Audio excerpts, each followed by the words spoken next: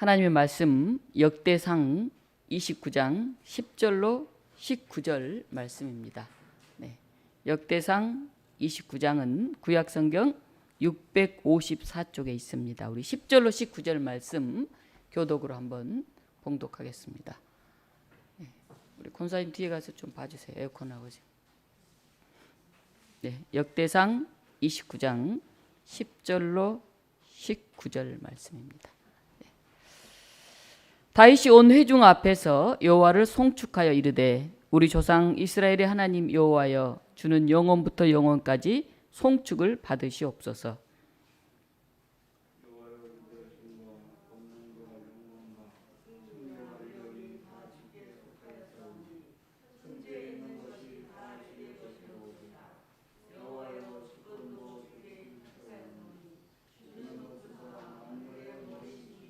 네, 654쪽 역대상 29장 12절 제가 봉독합니다. 부와 귀가 주께로 말미암고 또 주는 만물의 주제가 되사 손에 권세와 능력이 있사오니 모든 사람을 크게 하심과 강하게 하심이 주의 손에 있나이다.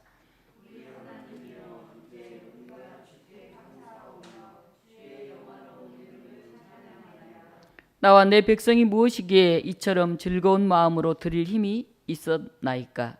모든 것이 주께로 말미암았사오니 우리가 주의 손에서 받은 것으로 주께 드렸을 뿐이니이다.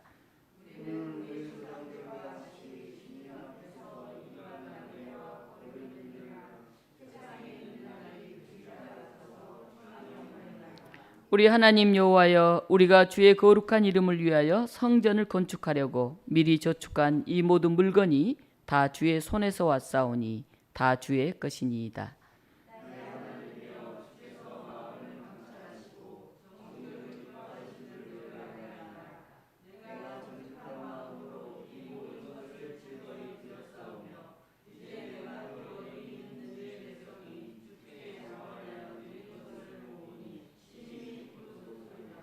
우리 조상들 아브라함과 이삭과 이스라엘의 하나님 여호와여 주께서 이것을 주의 백성의 심중에 영원히 두어 생각하게 하시고 그 마음을 준비하여 주께로 돌아오게 하시오며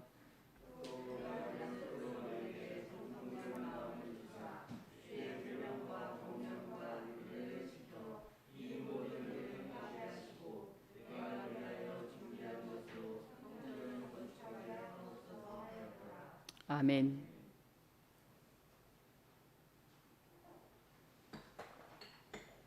주의 손에 있나이다 라는 제목으로 말씀 증언하겠습니다. 오늘 맥주감사주일입니다. 되돌아보면 올 한 해도 여기까지 인도하신 하나님께 감사를 드립니다. 교회 40주년을 맞이하여 40년사를 써가면서 그 안에서 교우들의 눈물, 교우들의 땀 흘림, 교우들의 소망을 봅니다. 이곳에 교회를 세워 오늘에 이르기까지 많은 이들의 기도가 있었습니다. 기쁨도 있었지만은 좌절과 절망도 있었습니다. 그러나 여기까지 인도하신 하나님에 대한 감사와 찬양을 드리는 사람들이 오늘날까지 늘 있어 왔습니다. 수고하고 봉사하는 사람들에 의해서 하나님의 집은 세워져 갑니다. 코로나 이후 다시 식탁 공동체를 시작했습니다. 어르신들을 모시고 정심 대접하는 일이 부담이 아닌 기쁨이 되었으면 좋겠습니다. 섬길 수 있는 사람들이 있고 섬길 기회가 있다는 것은 우리가 복받을 기회가 있는 것입니다. 우리 청장년들을 이 복받는 자리에 초청했습니다. 좌담회를 하다 보니까 기회가 되면 지역을 섬기는 일을 교회가 그동안 많이 해왔었는데 동참하지 못했다. 앞으로 참여해야 되겠다. 이런 이야기들을 많이 나누었습니다. 우리 청장년들이 어제부터 나와서 안동 찜닭을 준비했다고 그럽니다. 맛이 얼마나 있을지 잘 모르겠지만 그 마음이 귀합니다. 교회는 기도하고 봉사하는 사람들이 주인입니다. 그래서 항상 돌봄을 받기만 하면 어린이, 중고등학교, 청년 돌봄만 받으면 절대 어른이 되지 않습니다. 그런데 청소년들도 나와서 교회 청소하고 어린이들도 나와서 새벽기도 앞자리에 앉아서 기도하고 이렇게 하면 그 사람들이 교회 주인이 됩니다. 오늘 다윗은 성전 건축을 준비하면서 하나님께 감사의 기도를 드립니다. 그런데 이 다윗의 기도는 우리에게 매우 중요한 것들을 가르쳐주고 있습니다. 다윗은 언약궤를 굉장히 소중히 여겼습니다. 예루살렘으로 도읍을 정하고 그곳으로 언약궤를 옮기기 위해서 굉장한 노력을 했습니다. 그 과정에서 사람이 죽는 일도 있었고 쉽지가 않았죠. 하나님의 말씀이 들어있는 그 언약궤를 자신이 있는 곳에 늘 두고 싶어 했습니다. 다윗은 마침내 언약궤를 예루살렘으로 옮긴 후에 너무 기뻐서 춤을 추면서 찬양을 했습니다. 심지어는 바지가 흘러내린지도 모르고 춤을 췄다 할 정도로 그렇게 기뻐했고 그렇게 감격했습니다. 다윗은 늘 하나님의 언약, 약속을 붙들고 살았습니다. 다윗의 소원은 하나님을 위해 성전을 건축하고 그곳에 언약궤를 간직하고 말씀대로 사는 일이었습니다. 그래서 다윗은 성전 건축을 위해서 늘 준비를 해오고 있습니다. 오늘 본문은 다윗이 성전 건축 준비를 마치고 드리는 감사의 기도입니다. 이스라엘 모든 백성이 이 다윗의 마음을 본받아서 재료를 준비하는데 자원하여서 즐거이 참여했다 하는 것입니다. 하나님의 집을 지으려고 보면 돈이 많이 들지 않겠습니까? 물질이 많이 필요하잖아요. 또 몸으로 봉사해야 되지 않습니까? 굉장히 힘든 일이죠. 그런데 백성들이 즐거이 기꺼이 스스로 참여했다는 것입니다. 다윗의 마음이 굉장히 밝아졌죠.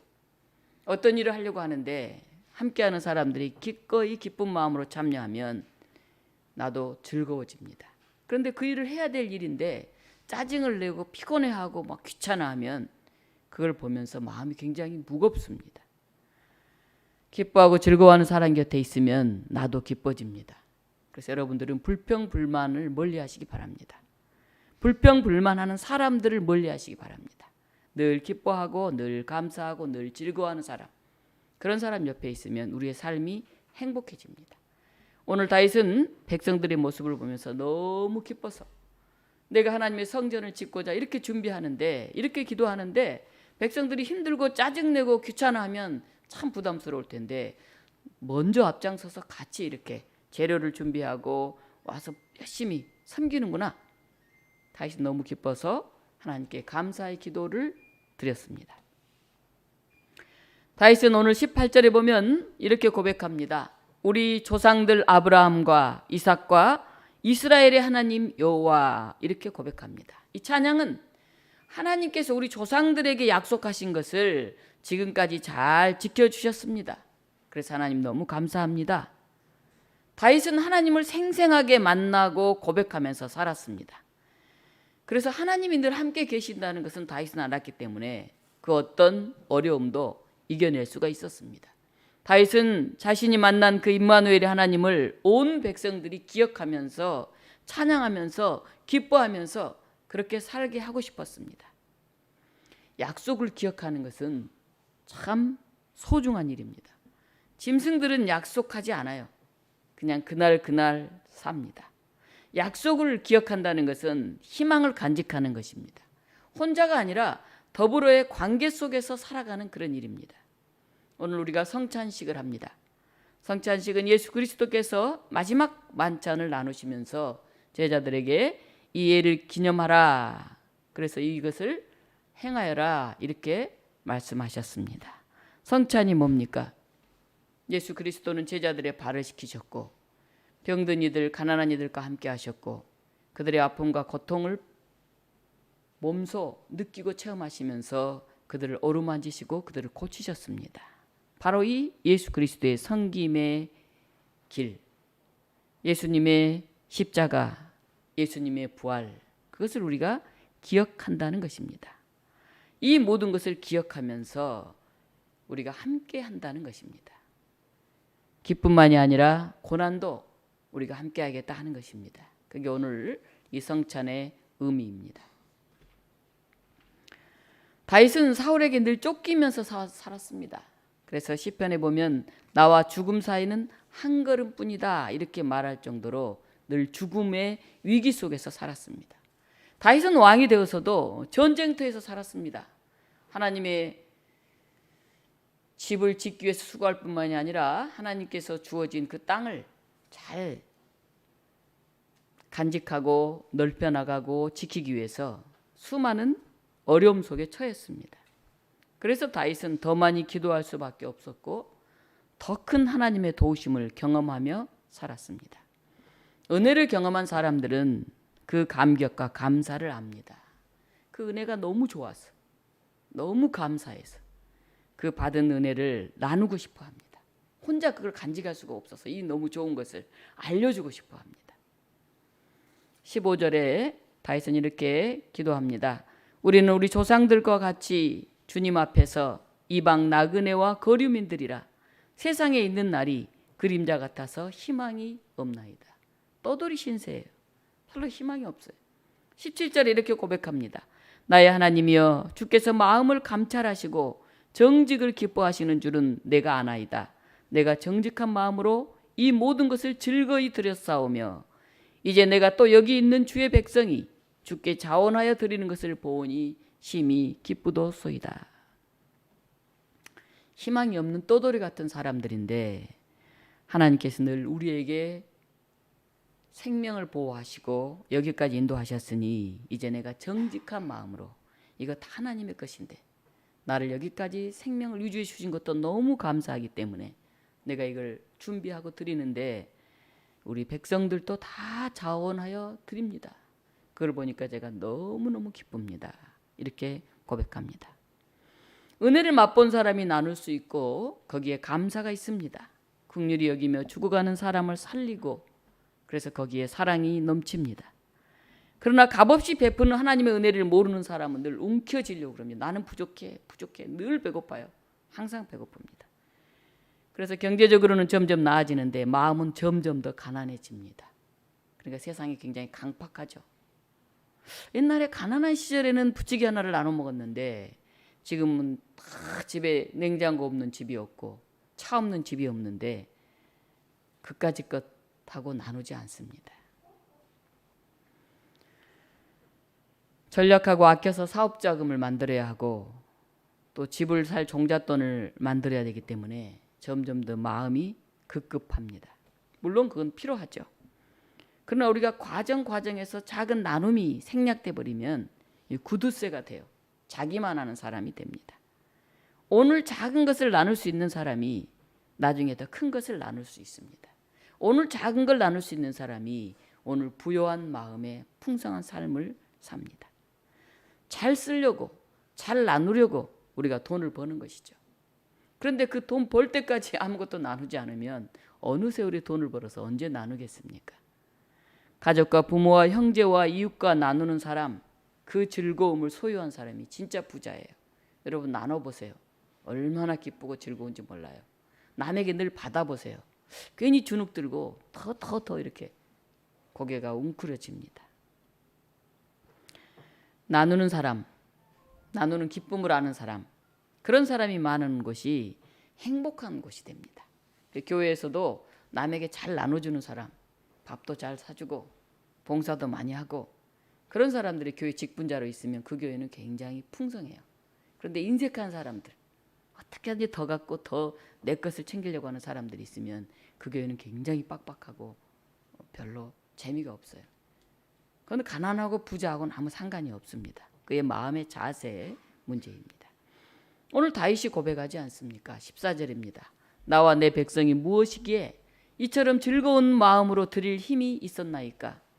모든 것이 주께로 말미암아 싸우니 우리가 주의 손에서 받은 것으로 주께 드렸을 뿐이니이다.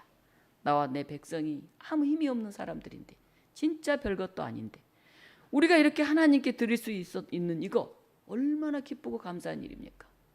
이 감사할 마음을 주셔서 이 작은 것이지만 드릴 수 있어서 우리는 너무너무 기쁩니다.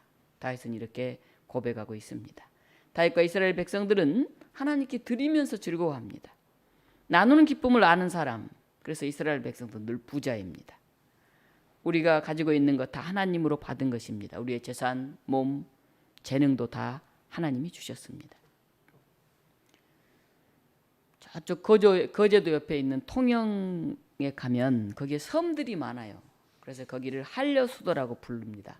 그런데 그 중에 해상공원이라고 하는 곳이 있어요. 그 섬 하나를 잘 꾸며놨어요. 거기 가면 뭐 겨울에는 동백꽃이 피고 뭐 영화 촬영도 하고 굉장한 섬이죠. 그 섬 이름이 장사도입니다. 장사도. 예전에는 뱀섬이라고 불렀어요. 이 장자가 길장자 뱀 사자해서 장사도입니다. 한번 섬 한번 보여주실래요? 네, 길죠. 저 앞이 뱀 머리고 이쪽이 뭐 꼬리처럼 쭉 여기 관광지로 꾸며놔가지고 그 안에 이제 들어가면 굉장한 식물론도 있고 뭐 분재도 있고 동백꽃이 피는 그런 뭐 것도 있고 굉장히 음악을 할 수 있는 음악당 같은 것도 있고 해상 공원으로 만들어놨습니다. 이 섬에 작은 학교가 있어요. 예전에 제가 갔는데 그 학교는 딱 하나예요. 한 칸. 우리 교회보다 더 작아요. 딱 한 칸. 여기서 1학년부터 6학년까지 공부했나 보구나. 제가 그렇게 생각을 했어요. 그리고 이렇게 운동장이 조그맣게 있는데 운동장에는 분재들로 가득 차 있어요. 그래서 학교는 지금은 폐교가 되어가지고 이렇게 밖에서 안에 들여다 보는데 풍금이 한 대 거기 있더라고요. 옛날에 여기서 풍금을 치면서 아이들 1학년부터 6학년까지 다 몇 명이 됐는지 모르겠지만 함께 공부를 했구나 이렇게 생각을 했습니다. 그런데 이 장사도 분교에 옥미조라고 하는 선생님이 부임을 했습니다. 이분은 크리스찬인데 이거 섬마을 사람들에게 예수님에 대해서 알리고 싶었습니다. 그래서 이 섬에 작은 교회를 세웠어요. 생각해 보십시오. 이 섬에 어떻게 자재를 갖다가 올라가겠어요? 그러니까 배가 오면 그곳에 저 밑에 선착장에서부터 그 섬 위에까지 산 위에까지 다 그걸 지고 날랐다고 그래요. 새벽부터 저녁까지 하루에 16번이나 17번 자재를 운반했다고 그럽니다. 그래서 최소한 1000번 이상을 오르락 내리락 하면서 자재를 올려서 거기에 교회를 지었어요. 당시 섬 주민은 13가구 총 83명이었어요. 그런데 그중에 70명이 교회에 나왔어요. 그러니까 거의 전 섬에 있는 뭐 한 90%가 교회에 나온 거잖아요. 이제 1990년 이후에 주민들이 하나둘 떠나고 낮고 허물어져서 이제 교회는 거의 학교와 더불어서 폐허가 되듯이 했습니다. 2013년 6월에 이 옥미조 선생님을 기억하면서 다시 교회를 신축 복원했습니다. 한 3평 정도 돼 보이던데 교회 한번 보여주시겠어요? 네, 네, 조그맣죠? 네, 다음. 네, 저 안에 들여다보니까요. 예. 저 앞에 뭐가 붙어있죠? 왼쪽에 현판에 거기 옥무조 선생님하고 부인 사진하고 거기에 대한 글이 쓰여져 있어요. 다음. 네, 이렇게 조그매요. 방석 4개가 들어있는데 한 3평 몇 명이나 앉을 수 있겠어요? 저렇게 아주 조그맣니다. 그런데 그 현판 아까 거기에 이렇게 쓰여져 있습니다. 뱀섬에 세운 십자가 이렇게 제목이 붙어가지고 거기 내용이 이런 내용이에요.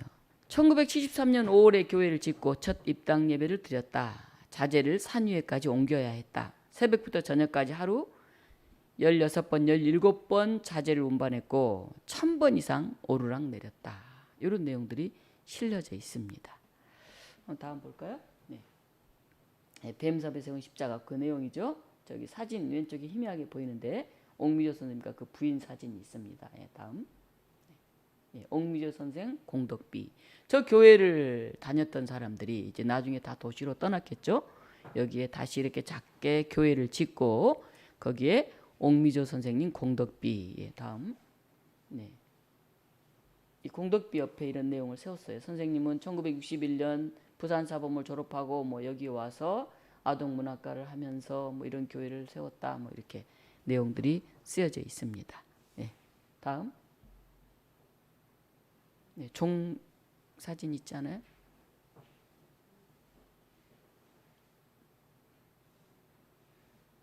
종이 없나요? 아, 그래요? 제가 보낸 줄 알았더니 안 보냈나 보네요.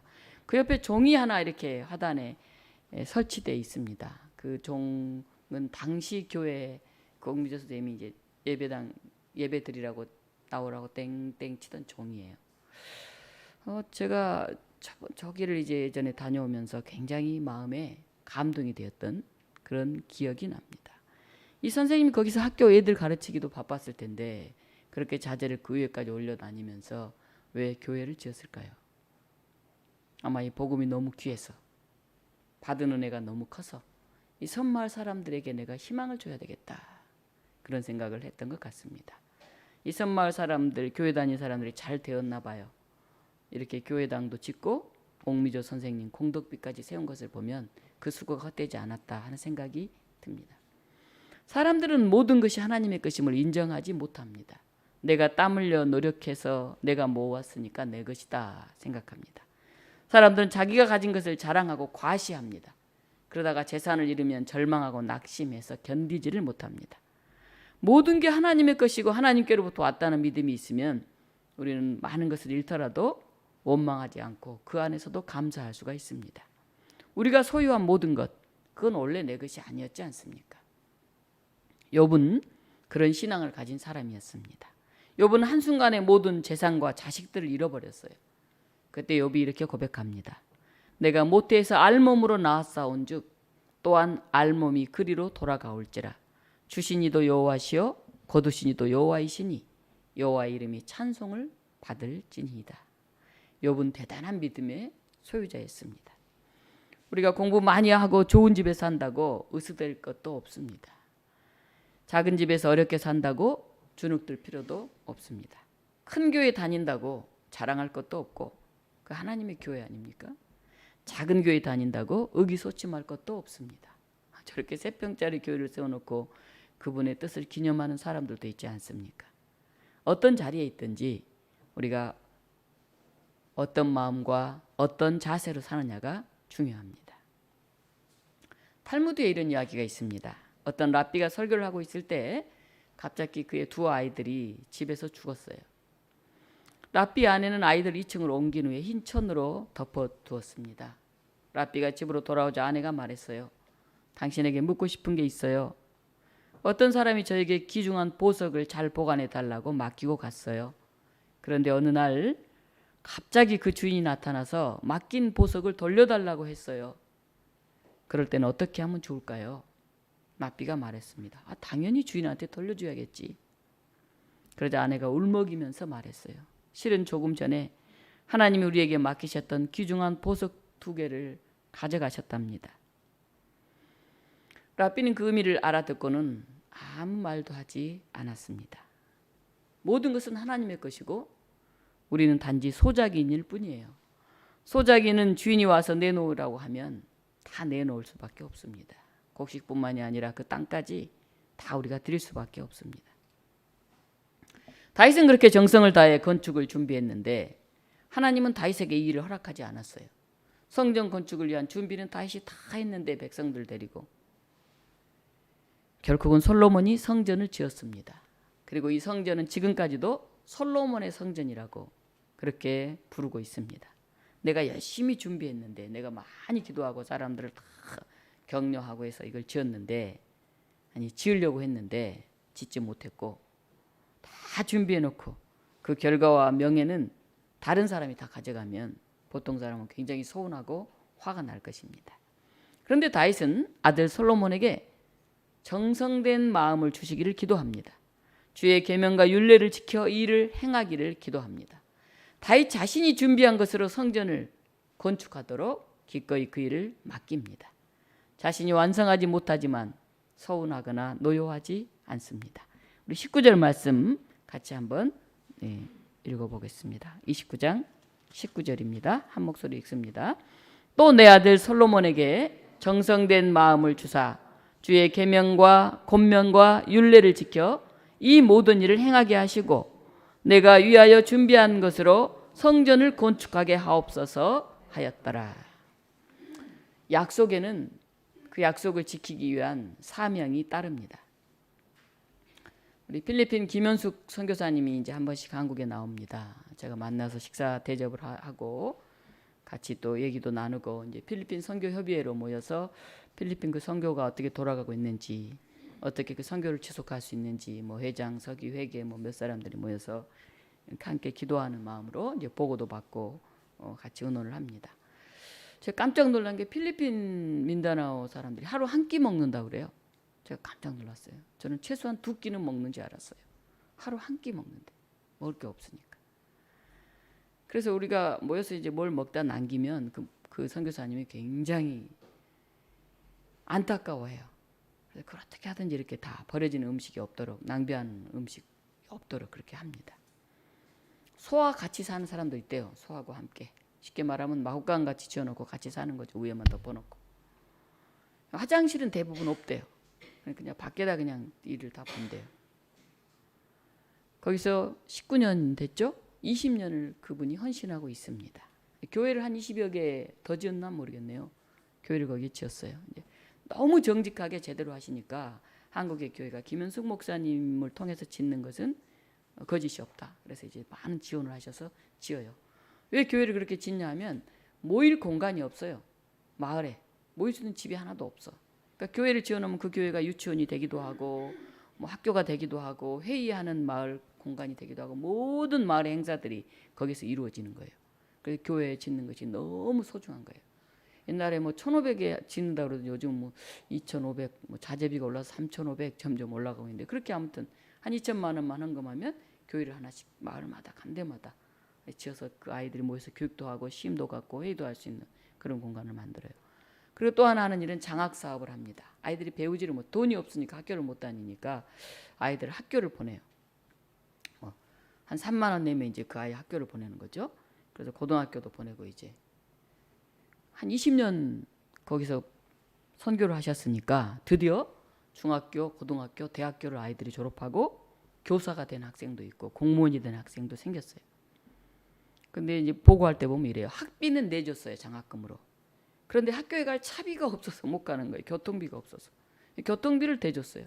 숙제할 노트북이 없는 거예요.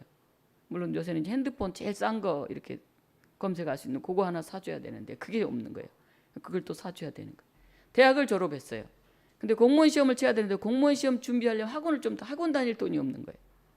심지어는 공무원 시험 치러 저기 육지에 가서 어디서 좀 이렇게 하루 이틀 자면서 시험을 쳐야 돼. 거기에 머무를 돈이 없어요. 그러니까 사실 끝이 없잖아요. 근데 그냥 주면은 그걸로 끝나기 때문에 주말에 농장에 와서 봉사를 하도록 해서 아르바이트를 시키고 이제 돈을 주고 또 그냥 뭘 사주면 누군가가 주는 것으로 아니까 그걸 빌려준대요. 돈을 빌려줘서 갚게 한대요. 그걸 갚도록 월급 타서 갚도록. 농장 사무실에 전기밥솥이 하나 있는데 특별한 경우만 이걸 쓰도록 한대요.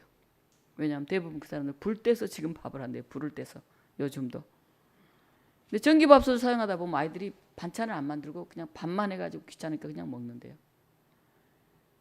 모 장로님이 오셔가지고 아이들이 불 떼서 밥하는 게 조그만해 너무 불쌍하잖아요. 지금 시대에. 전기밥솥 하나 사줬대요. 안쓰러워서. 근데 김현숙 권사님은 선교사님은 그런 식으로 사주는 거 굉장히 싫어해요. 그 아이들에게 나쁜 근성을 자꾸 만든다는 거예요. 공짜로 주면 누가 오면 뭘 안 주나. 특히 한국 사람만 오면 뭘 안 주나 하고 맨날 따라다닌대요. 한국 사람 불쌍하니까 돈도 주고 못도 주고 하니까 습관을 나쁘게 만들어서 그걸 다 써버리고 뭐 소세지 사 먹고 인스턴트 음식 사 먹고 뭐 이렇게 나쁜 습관 든다 그래요. 그러니까 스스로 노력해서 땀 흘려서 얻어야 된다 이걸 가르치려고 그렇게 예를 씁니다. 거저 주는 거는 절대 도움이 안 되니까 뭘 봉사해서 최소한을 주면서 보람을 느끼게 하려고 그래요. 한 번은 차가 없으니까 거기는 걸어 다니잖아요. 한 아이에게 돈을 빌려줘가지고 오토바이를 하나 사도록 만들었대요. 뭐 학교도 다녀야 되고 뭐 일을 해야 되니까. 그러니까 온 마을 아이들이 오토바이를 구경하러 온 거예요. 엄청난 부자가 됐잖아요. 이 아이는 오토바이를 샀으니까. 돈을 갚도록 만드는 거죠. 이번에 드디어 이제 결혼할 나이가 됐는데 뭐 공무원이 돼서 뭐가 있겠어요. 아무것도 없잖아요. 그래서 땅을 하나 사줬대요. 이제 물론 돈 벌어 갚는 걸로. 근데 땅이 논이니까 거기다 집을 지을 수가 없잖아요. 그러니까 온 마을 애들 데리고 가서 맨날 땅에다 흙을 붓고 뭐 이런 걸 애들이 막 하기 싫어하고 막 하니까 뭐 사주면서 음식 뭐 만들어 먹여가면서 또 목사님 선교사님이 앞장서서 해야 애들이 따라하니까 그러니까 다리와 이런 데가 성하질 않아요. 이제 60대 중반인데 뭐 허리 다리 뭐 이런 게 다 한국에 오면 맨날 치료받고 병원에 가서 검사하고 뭐 그러죠. 당장 먹고 살기 힘든 가난한 사람들은 꿈을 꾸지 않습니다. 오늘 먹을 거, 아이고 내일 먹을 거 이걸 막 쌓아놓기 바쁘지. 그 썩어서 못 먹더라도 뭔가 해서 새로운 걸 할 생각을 하지를 못해요. 아무리 말해도 아이들 엄두가 안 나서 생각조차 하지 않아요. 그래서 이 목사님이 두세 명의 아이들이 어떻게 해서 성공해서 자기 삶을 책임지는지 모델을 만들어야 되겠다. 이렇게 생각을 해서 오토바이도 사서 갑도로 가고 땅을 사서 이제 거기 이제 농사도 하고 집도 지을 수 있겠죠. 싼 땅을 멀리서 샀으니까. 예. 이야 땅이 다 생겼네. 아이들이 입이 쩍 벌어지는 거잖아요. 우와 오토바이도 생겼네. 열심히 하면 될 수도 있겠네. 아이들이 꿈을 꾸게 그렇게 하고 있습니다. 물론 그렇게 할 수가 별로 없대요. 부모들도 생각이 없고 아이들도 다 게으르기도 하고 그래서 집 지으라고 돈 주면 다 쓰고 빼먹기 때문에 맨날 건축하는 데 가서 지켜보고 감독해야 되고 닭 주면 잡아먹기 때문에 염소나 이런 거 줘서 이제 새끼 나면 안 잡아먹고 키우도록 검사하러 다닌다고 하잖아요. 그 마을에서 성실하고 똑똑한 아이들이 있대요. 그 아이들 몇 명을 가르쳐서 그 아이들이 이제 모델이 되도록 그렇게 하려고 예를 쓰고 있죠. 언제 한번 제가 다른 교회 있을 때 그 필리핀 아이를 하나 데려왔더라고요. 공릉교회 있을 때. 꽤 똑똑해 보였어요. 한 번도 비행기를 타본 적도 없는 그런 아이들을 데리고 한국이라든가 다른 나라를 보여주는 것이죠. 이런 나라도 있구나. 심지어는 그 섬에서 그 필리핀의 큰 육지로 우리 제주도보다 훨씬 크니까 우리나라보다 크대요. 그 민다나오 섬이 우리 남한보다. 거기에서 저 육지로 들어가 본 적도 한 번 없이 거기서 태어나 죽는 아이들이 많대요. 그런 아이들에게 한번 배를 타고 큰 섬으로 오게끔 해보는 것이죠. 꿈을 꾸지 않는 사람, 꿈꾸지 않는 공동체는 미래가 없어요. 물론 가난하기 때문에 꿈꿀 수 없는데 꿈꿀 수 없기 때문에 영혼이 가난합니다. 가난해도 꿈을 꿔야 되고 나누어야 돼요. 우리 교회 40년입니다. 역사를 보면 우리 역사 40년사를 쓰면서 보니까 처음부터 이 가난한 교회가 그렇게 마을과 함께 하려고 애를 써왔던 것들을 제가 봅니다. 뭐 저만이 아니고 이름을 민중교회라고 했으니 민중교회라는 이름은 별로 안 좋잖아요. 부자교회 이렇게 이름을 지어야지. 잘 되는 교회 이렇게 지어야지. 행복한 교회 이렇게 지어야지 교인들이 오지. 뭐 가난한 사람들이 오는 교회 이렇게 이름을 지어놓으면 되겠어요? 가난할 수밖에 없지. 근데 그런 마음으로 이곳에 교회가 세워졌어요. 이 산 꼭대기에. 그 마음이 예수님 마음이라고 저는 생각을 합니다. 그래서 우리 교회가 작은 사람, 어려운 사람들을 대상으로 산동네에서 시작했기 때문에 별로 성장하지 못했어요. 돈 많은 사람, 뭐 큰 사람, 위대한 사람 중심으로 교회를 운영해야 교회가 빨리 클 텐데 그렇게 하지 못했죠. 그러나 큰 교회들은 다 비만에 걸려서 문제예요. 교회마다 싸움이 일어나고 있고 그걸 자기 아들에게 또 주려고 하고 있고 뭐 장로님들 간에 파가 나누어져 있고 있는 사람만 막 존중하고 돈 없는 사람은 그냥 뭐 라면 한 봉지 주지 별로 주인도 되지 못해요. 교회가 다 비만에 걸려 있어요. 큰 교회들이. 막 모여서 자기들끼리 막 예배드리고 기도하고 봉사하고 으쌰으쌰하면서 재밌게 지내야 되는데 코로나 때문에 사람들이 모이지를 못하니까 큰 교회가 점점 사람들이 비어서 뭐 500명 모이는 교회인데 이제 겨우 200명 모이고 있는데 걱정이라고 이런 얘기를 합니다. 2년간 안에서 놀고 먹고 즐기지를 못하니 다 문제가 생겼죠. 거기에 비하면 우리 작은 교회는 워낙 원래 우리는 마을 속에서 살았고 마을과 함께 왔기 때문에 뭐 약간의 어려움이 있지만 타격이 덜한 것 같아요. 우리의 체질이 변화해야 됩니다. 칼 히터는 이렇게 말했습니다. 기쁨과 감사는 주님의 소유로 알 때만 할 수 있다. 이게 내 거다. 나는 부족하다 한 사람은 절대 못 나눠요. 이거 다 하나님의 거다. 내가 가지고 쓰는 모든 것은 다 하나님의 것이다. 우리가 이런 의식과 믿음을 가질 때 즐거이 드리며 감사할 수 있다. 오늘 맥주 감사 주일입니다. 저는 우리 교인들이 다 부자가 되었으면 좋겠어요. 돈이 많은 부자가 아니라 나누면서 기뻐하는 부자. 하나님께 드리면서 감사하는 부자. 그래서 어떻게 더 많이 우리가 하나님께 드릴까? 어떻게 더 많이 이웃과 나눌까? 늘 그것을 꿈꾸는 그런 사람들이 되었으면 좋겠습니다. 모든 것이 주님의 것이고 모든 것이 주의 손에 있다는 고백으로 오늘 또 감사하는 성도들이 되시기를 축원합니다. 기도하겠습니다. 좋으신 하나님, 우리가 꿈꾸는 사람이 되게 해주시옵소서. 늘 부족하고 없어서 허덕이면서 우리의 삶을 낭비하지 않게 하여 주시옵소서. 한 번 살고 가는 인생, 오늘 감사하게 하시고 오늘 기뻐하게 하시고 오늘 부요한 마음으로 살게 하여 주시옵소서. 밥 한 끼 먹고 사는 사람들도 있다는 것을 기억하게 하시고 평생 차 한 번 타보지 못한 사람들이 있다는 것을 기억하게 하셔서 우리에게 주신 것 정말 기쁨임을 다시 한번 고백하게 하여 주시옵소서. 예수 그리스도 이름으로 기도하옵나이다. 아멘.